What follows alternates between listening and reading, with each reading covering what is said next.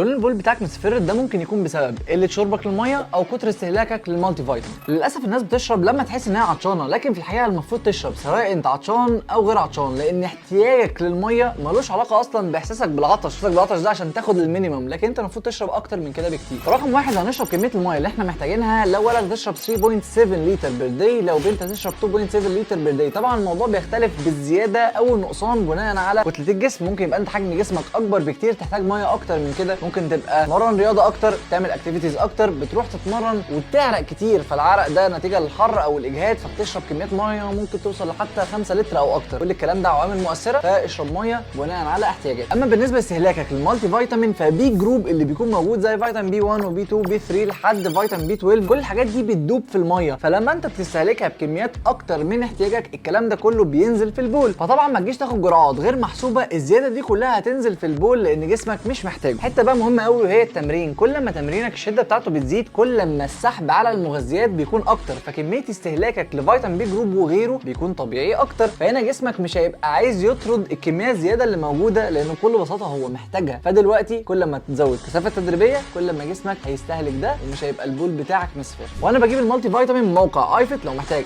اعلى خصم استخدم برومو كود سي ماجد 5 وتبقى انت اعظم على اللي جاي. سلام.